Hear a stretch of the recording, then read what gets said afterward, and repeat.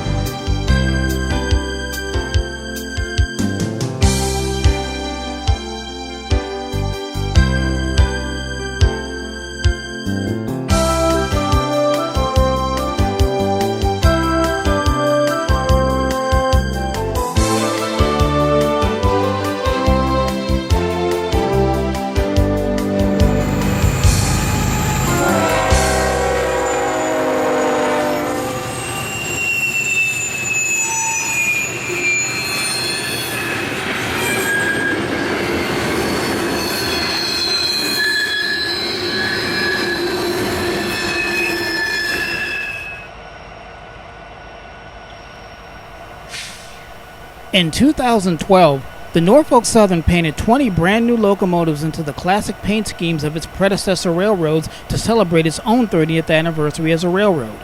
The heritage units, as they're known, were not the first of their kind, but never before in the history of railroading had such an ambitious historical project ever been embarked on by a railroad of any scale.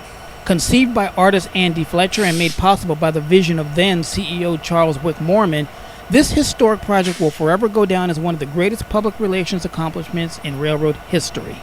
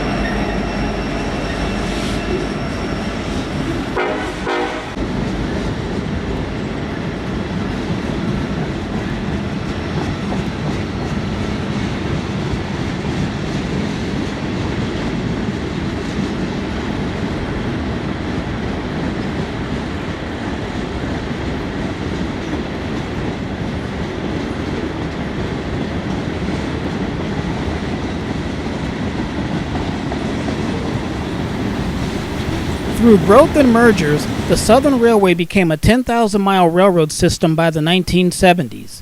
And though it began with the South Carolina Canal and Railroad Company in 1827, the nucleus of the Southern Railway system was the Richmond and Danville, which was organized in 1847. The Southern itself was incorporated in 1894 from the reorganization of its numerous predecessors and had absorbed no less than 68 railroad companies following the next 6 years. Among them were the Alabama Great Southern, the Cincinnati Southern, the North Carolina Railroad, and the East Tennessee, Virginia, and Georgia Railroad.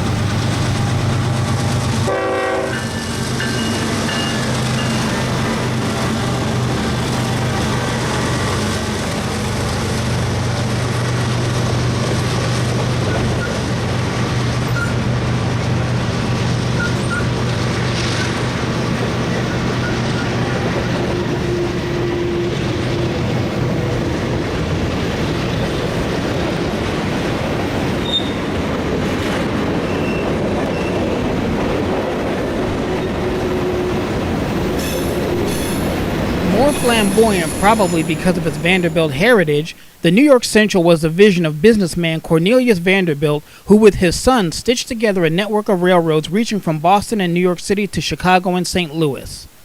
The combined 11,000-mile system was best known for the ultra-luxurious 20th Century Limited passenger train between Chicago and New York City and the magnificent Grand Central Terminal. Today, the Norfolk Southern portion of the historic water level route between Cleveland and Chicago handles up to 100 trains per day and is its busiest line on the entire system. Upon its completion in 1851, the 446-mile, 6-foot gauge Erie Railroad was America's longest railroad. Following the success of the Erie Canal, New York State chartered the New York and Erie Railroad in 1832 to connect the Hudson River with the Great Lakes at Dunkirk, New York, via the state's southern tier cities of Binghamton and Corning. The Erie was the first railroad to use the telegraph for train dispatching, and the network was standard gauge in 1880 and extended to Chicago. It was renamed the Erie Railroad in 1895, and at 2,199 miles, the Erie merged with the 918-mile Lackawanna Railroad in 1960, whose routes ran parallel between New Jersey and Buffalo, New York.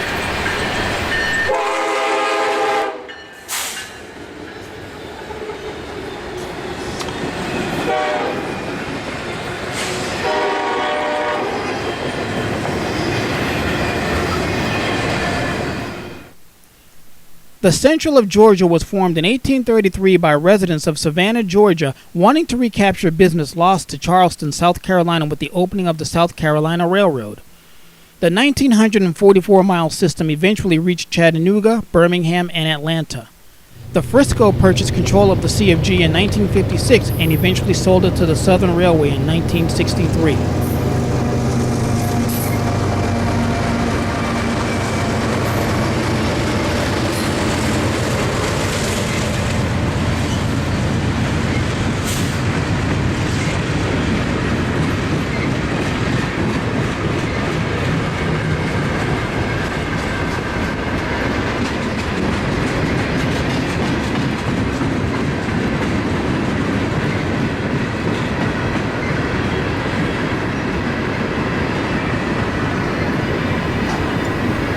1,400 miles, the Philadelphia and Reading opened in 1839 and dominated northeastern coal transport in the mid-1800s. As a member of the Alphabet Route and other traffic alliances, the Reading teamed up with other railroads for cross-country traffic from the South and the Midwest to the eastern seaboard. A function of its routes between Harrisburg, PA to Allentown and Philadelphia carried out for Conrail and still to this day for Norfolk Southern. The Reading's yellow and green for its switchers and road switchers debuted in 1962. It was a bright departure from the solid dark green on the early hood units. The cab units were always black with the green stripe and gold trim. The B-Line service slogan graced 15 six-axle units built in 1966 to 67 with solid green returning for the Reading's final new locomotives shortly before it entered Conrail.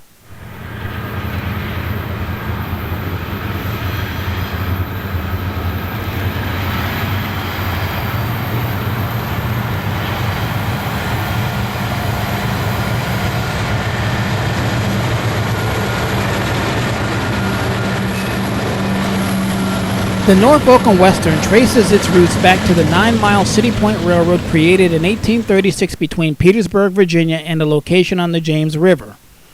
It became the N&W in 1881 and operated under the control of the Pennsylvania Railroad for a time that started in 1900. Through its takeover of the Illinois Terminal, the Nickel Plate, and the Wabash, the Norfolk and Western became a 7,803-mile system and became a major Midwest railroad player. After the takeovers of the Nickel Plate and the Wabash in 1964, and in anticipation of a proposed but never materialized merger with the C&O, N&W switched its diesel colors from black for its freight units and red for passenger to a dark blue known as Pebbler Blue. This was named after Herman Pebbler, the Wabash CEO who became the president of the N&W. In 1971, the N&W went back to basic black 11 years before merging with the Southern Railway in 1982.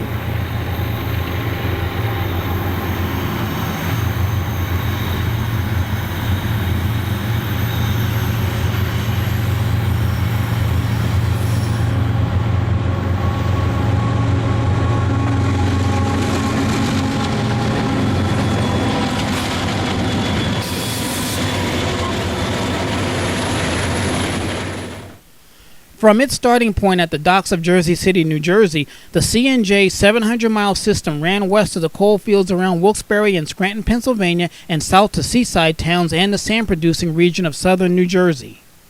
The C&J had a giant waterfront terminal opposite Lower Manhattan and in sight of the Statue of Liberty, the railroad's logo. As its Central Railroad of Pennsylvania operation faded, the company withdrew from Pennsylvania in 1972.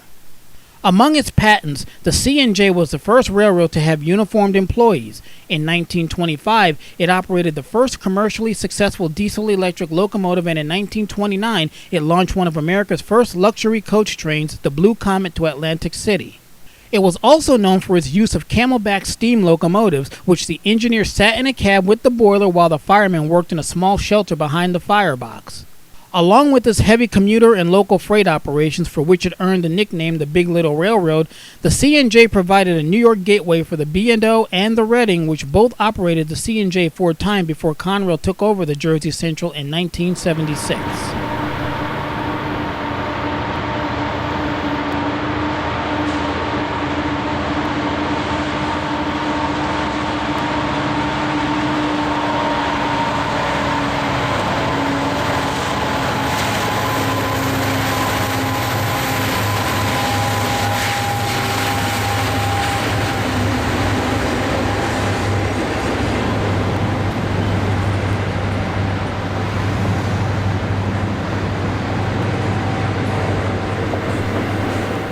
Known as the Standard Railroad of the world, the Pennsylvania Railroad was the largest railroad in the world by way of tonnage, revenues, and passengers carried. Its routes served the coal and steel industrial heart of the 20th century America, and its reach stretched from the Atlantic coast through Pittsburgh to Chicago and St. Louis. Known for world-famous landmarks such as the Horseshoe Curve near Altoona, the Manhattan Tunnels in New York City, the former Penn Station, and today's Northeast Corridor passenger and commuter route, which to this day is the reason Amtrak still survives.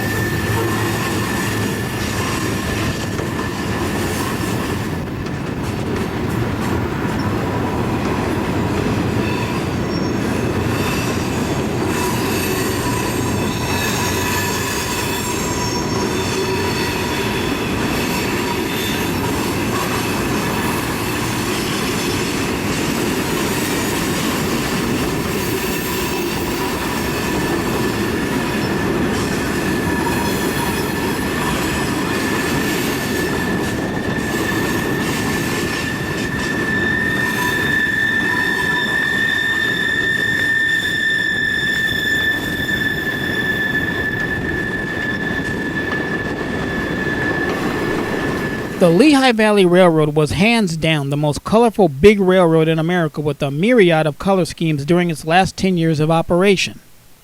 Founded by Asa Packer, anthracite coal was the 1,362-mile line's lifeblood until it fell into Conrail in 1976.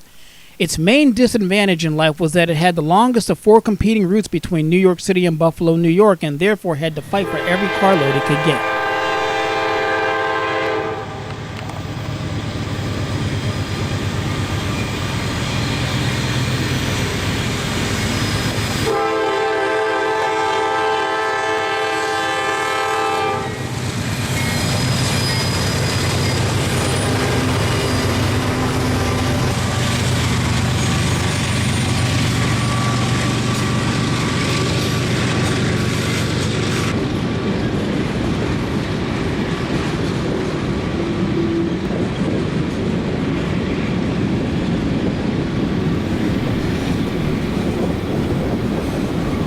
The Delaware Lackawanna in Western won its claim to fame with Phoebe Snow, an early advertising character whose white gown remained spotless while riding Lackawanna's passenger trains. This was thanks to the clean-burning anthracite coal used in its steam locomotives. Profits from hauling anthracite out of Scranton, Pennsylvania enabled the Lackawanna to super-engineer its 396-mile main line from New York City to Buffalo, New York, and build the largest concrete bridge in America, the Tunkhannock Viaduct in Nicholson, Pennsylvania. Inventor Thomas Edison ran Lackawanna's first electric-powered commuter train in 1930 out of the elegant waterfront Hoboken terminal. With coal and other traffic in decline, the Lackawanna and Erie merged in 1960 to form the Erie-Lackawanna, which joined Conrail in 1976.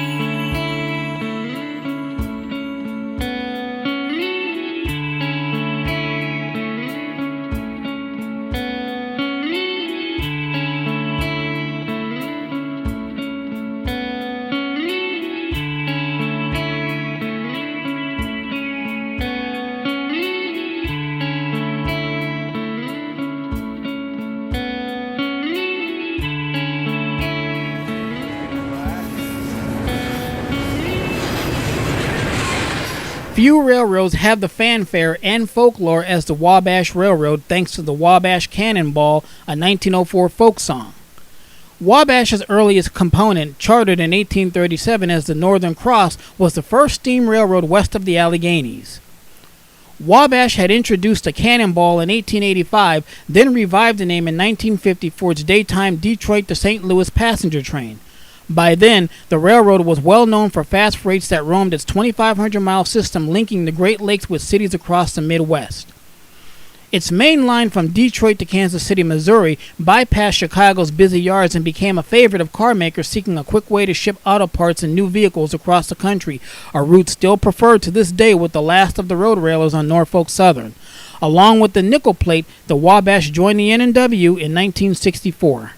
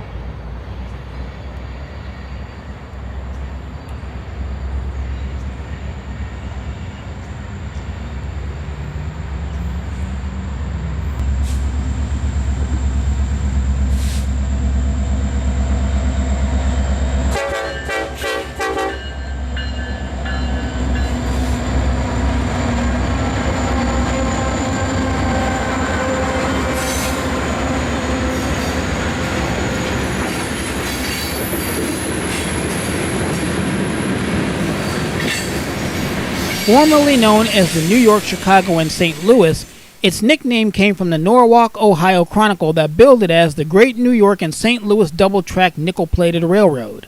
The NKP stretched from Buffalo, New York to Chicago and grew to be 2,170 miles long between Wheeling, West Virginia and St. Louis before being acquired by the Norfolk and Western along with the Wabash in 1964.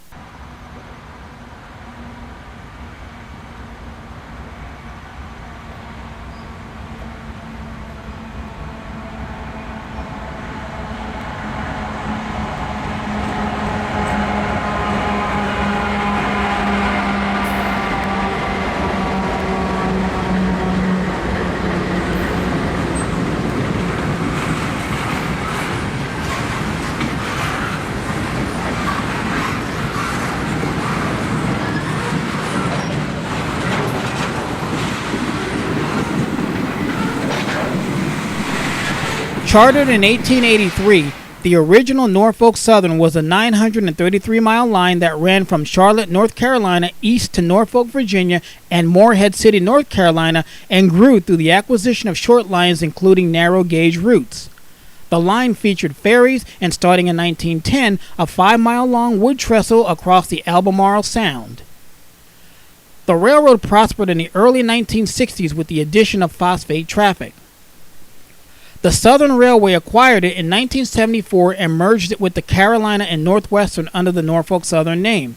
In 1981, the name was changed to Carolina and Northwestern so the Norfolk Southern name could be used for the newly formed holding company as part of the Southern, Norfolk, and Western merger.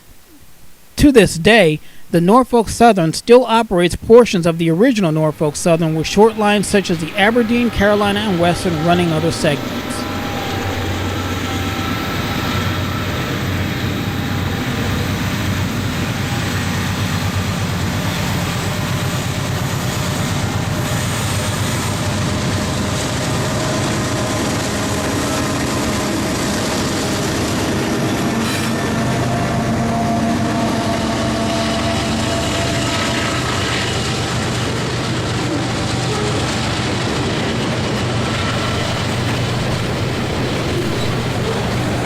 The Illinois Terminal Railroad began its life as the Illinois Traction System in 1890 as an interurban electric railroad in central and southern Illinois, eventually becoming a 484-mile railroad from Danville and Peoria to St. Louis.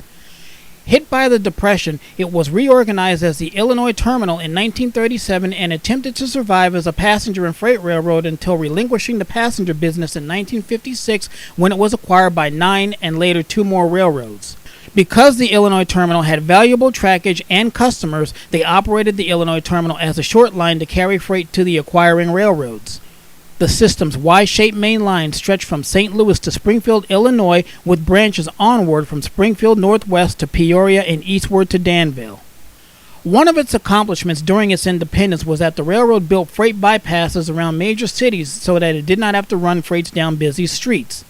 The Illinois Terminal was one of only 3 U.S. interurban lines to operate sleeping cars and ran them longer than any other line from 1906 to 1940. In 1935, it was the first interurban line to offer air conditioning.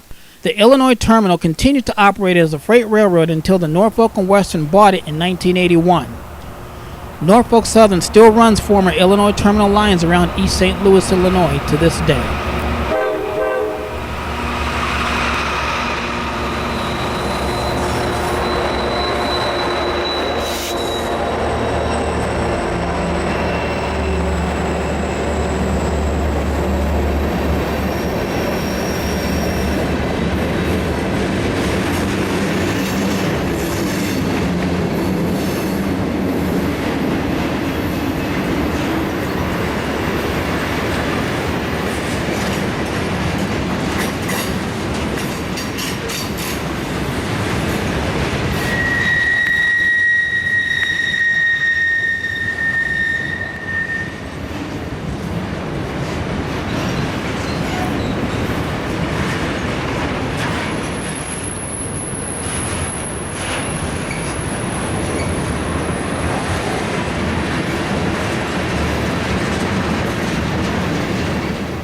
Contrary to its name, the Interstate Railroad, which was an 88-mile-long coal hauler in far western Virginia, never crossed the state line, but it did come within 2 miles of the West Virginia state border. The Little Railroad was incorporated in 1896 to serve the Southwest Virginia coal fields and was completed in 1909 with a 16-mile line from Stenega, Virginia to Norton, Virginia. In 1913, it absorbed the Wise Terminal Company, and in 1923, it constructed a branch to reach the Clinchfield Railroad. That branch soon became the main line and was under control of the Virginia Coal and Iron Company. Its power consisted of hand-me-down locomotives from the Pennsylvania Railroad and the Southern and a handful of Alco RS-3s. It was acquired by the Southern Railway in 1960.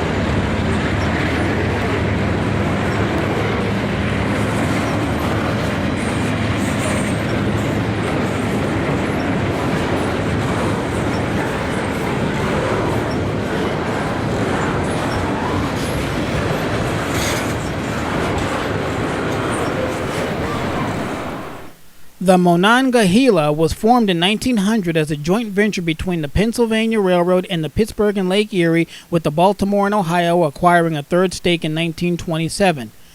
Today, both NS and CSX use the MGA former routes to serve the areas producing coal with a high heating value used to generate electricity. A 162-mile-long coal hauler in southwest Pennsylvania and northern West Virginia, the Monongahela was split between the Pennsylvania Railroad, the Pittsburgh and Lake Erie, and the Baltimore and Ohio. Pittsburgh and Lake Erie sold its third to Conrail in 1989 before itself being absorbed by the CSX, and the Baltimore and Ohio did the same in 1990, and Conrail absorbed the obscure road in 1992.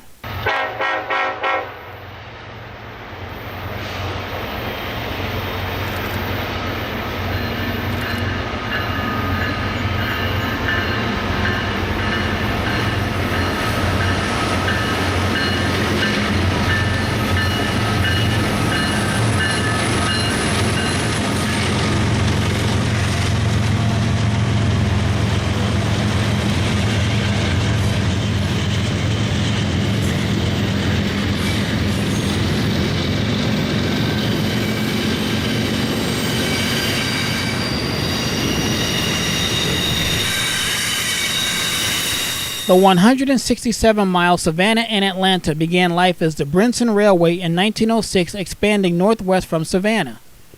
Owner George Brinson completed 43 miles before he ran out of money in 1909, and New York banks took over and completed the line. It reached Kmac, Georgia, and became the Georgia Railroad's primary route between Savannah and Atlanta. It consolidated with other small railroads to become the Savannah and Atlanta in 1917. The S&A became a subsidiary of the C of G in 1951. The Southern took over the C of G in 1963. Except for track sharing, the Savannah and Atlanta stayed independent until 1971, when Southern Railway fully absorbed the property. Probably the best showpiece of Savannah and Atlanta rolling stock is 462 number 750, which pulled Southern and Norfolk Southern excursions from the 1960s through the 1980s.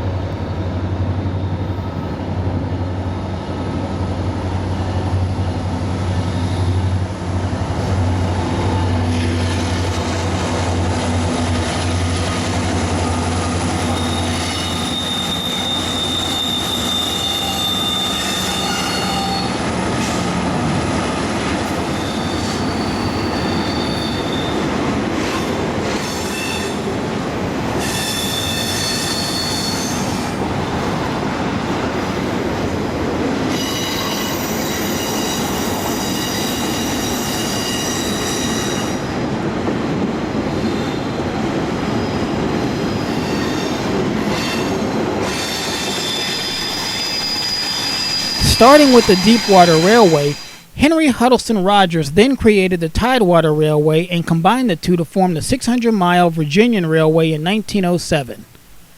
The Coalfields to Tidewater route was known for its heavy-duty carrying capacity, electric operations, and its gentle route east of Roanoke when the Norfolk and Western acquired it in 1959.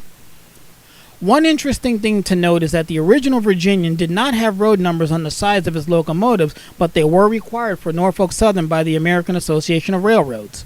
Also notable is that the Virginian is the only major railroad that was created by the capital and credit of one man, that man being oil magnate Henry Huddleston Rogers himself.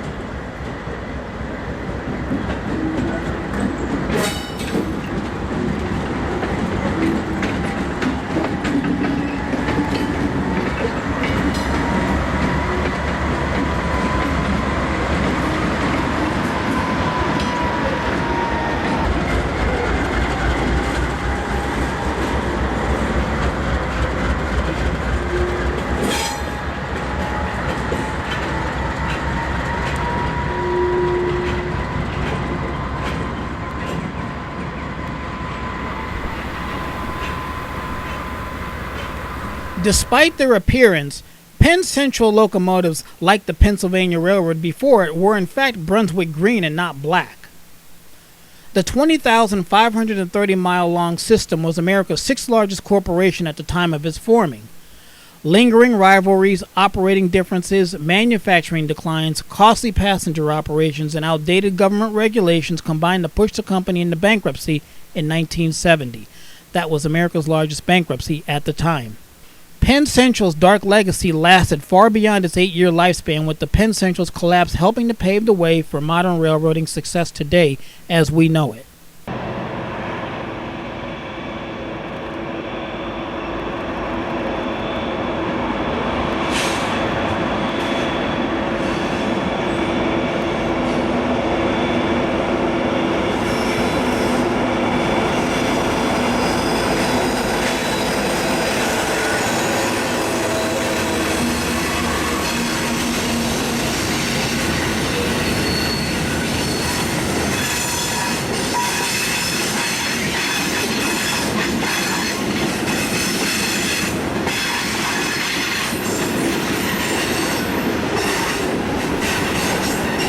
The Consolidated Railroad Company was formed in 1976 to repair the remains of the ailing railroad infrastructure of the Northeast, combining the Penn Central, the Lehigh Valley, the Jersey Central, the Reading Railroad, the Erie-Lackawanna, the Lehigh and Hudson River, and the Pennsylvania-Reading Seashore lines.